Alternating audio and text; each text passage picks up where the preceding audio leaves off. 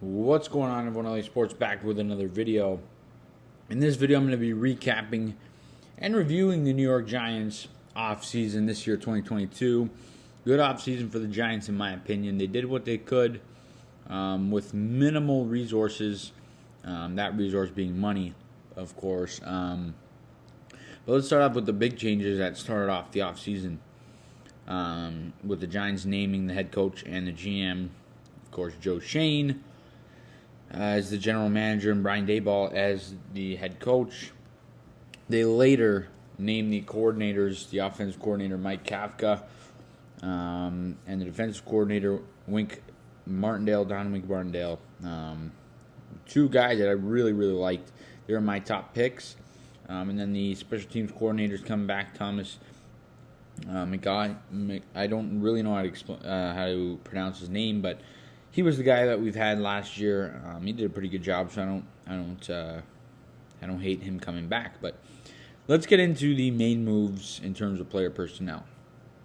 So the Giants started off early March. They signed Matt Gano.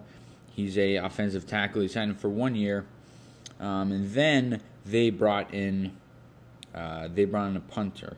That punter, Jamie Gillen, he was always likely to, fill in for the released Riley Dixon, who, let's face it, Riley Dixon sucked.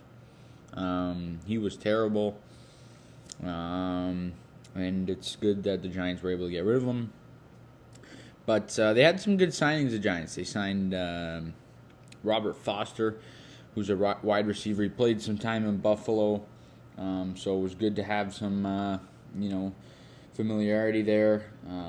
Of course, with with Brian Daboll, the head coach. They also brought in Tyrod Taylor as the backup quarterback, and then Mark Lewinsky as the guard. Those are two very important and probably the most important signings for the Giants this offseason. Now, these two guys were huge signings. Tyrod Taylor, we know that we need a backup quarterback. We haven't had one in a long time, and this is a pretty decent backup quarterback. He's actually a good backup quarterback in the NFL. Mark Lewinsky was a above average guard in the NFL, and with with the money that the Giants had, I think Lewinsky was a terrific signing for the New York Giants. And they brought in Ricky Seals-Jones, the tight end. He'll probably be the starting tight end if I had to guess. But the Giants needed to bring in a tight end at some point, and they decided to make that guy Ricky Seals-Jones. So that was also a good signing right there for the New York Giants. Then the New York Giants unfortunately had to cut Logan Ryan.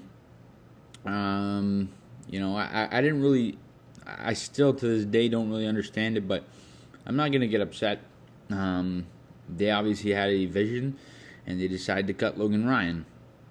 Maybe it was something the two sides both wanted to do. Maybe Logan Ryan wanted a shot at winning a Super Bowl, and that's why he signed with the Tampa Bay Buccaneers. But the Giants had some minor signings after that. Jihad Ward, the defensive end, he spent some time in Wink Martindale's defense, and a lot of the defensive guys the Giants brought in on minimum and small deals were all guys that Wink Martindale is familiar with. So that's obviously good. You're getting guys that he knows what they can do, and he knows how he can use them in his defense. They also brought in Justin Ellis, the nose tackle, another guy that played with Wink Martindale. Then they brought in Matt Breida, the running back. He'll be the backup running back more than likely, and he's a guy who came from Buffalo, so Daboll knows how to use him. So they signed a lot of guys with familiarity to the coaching staff and to this football team, to the organization, and I like that personally. They also brought in Jamil Douglas, another guy who will have some familiarity with this football team. They also signed Richie James, a wide receiver. This guy is a underrated signing. I do like this signing because I think this guy could do a lot of things. He can, help and improve this football team in many ways, whether that's the passing game or the special teams or jet sweep. That he's very good at that. So I think Richie James was a very underrated signing, and I think it's a very low risk signing with a little bit of reward. So I like that from the New York Giants. Then they signed Max Garcia, the offensive lineman, to a 1-year deal. He was with the Cardinals, and he's a guy who I thought, until the rookie camps, I thought he was going to be the starting left guard, and now, we're seeing Shane Lemieux get some snaps there. So I don't know. I think he's going to play quite a bit. He's going to be a rotational guy at worst. He's going to be a guy who comes in. He's going to get a lot of time. So I like that signing of Max Garcia there for depth, and he could potentially start at the left guard. And I think at some point in the season, I think he will get a start or two or more at that left guard spot. The next, of course, one thing I actually forgot was John Feliciano. They signed him around the same time as Mark Lewinsky. He's going to be the starting center for the Giants. That was a huge signing for us. Of course, he came from Buffalo, more familiarity there, which is good. And then the fifth-year options, they declined Daniel Jones' fifth-year option, and they extended Dexter Lawrence on the fifth-year option. I think we knew both of those were kind of coming, and I think they're both the right decisions for the time being.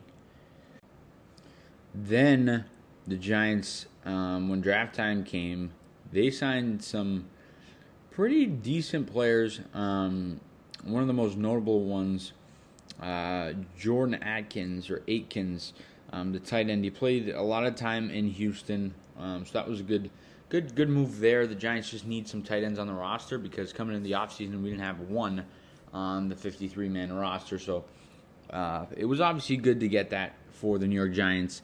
So they signed some affordable, cheap, cost-effective tight ends that I think could do some good things here for the Giants. Some blocking tight ends and guys who are good in the passing game and have proven that over the course of their careers.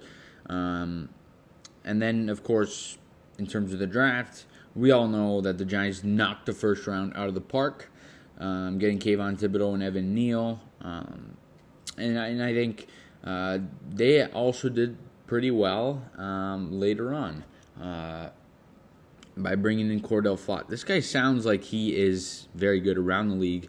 A lot of people around the league liked him, so good signing it seems like there for the Giants. And then another interesting thing was, of course, we kind of knew that and saw this was coming. We had to cut James Bradberry, and then he went to sign with our enemy, Philadelphia Eagles. But that's really the overview of the offseason, and I think as a Giants fan, you have to be happy with the way it went. It was a good offseason for what we had and the money we had. I think you've got to be happy with it. So with that said, I think the Giants, I don't really like to grade things, but I think the Giants get an 8 out of 10 this offseason. With the money they had, I think that's a really good grade because there's some teams that get like a 5 out of 10, but with the money that the Giants had, I think they did some good things.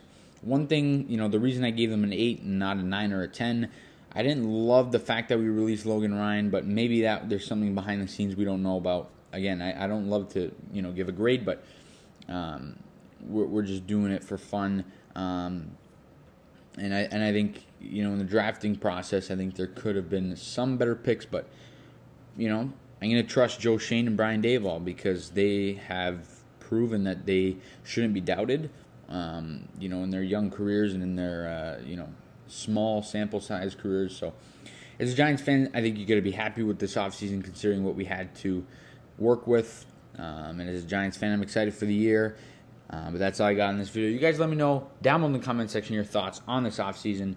Give me a little review in your opinion. Let me know all that good stuff down below in the comment section. As always, please leave a like on the video, subscribe if you guys are new. We'll see you guys all in the next video. Let's go Giants.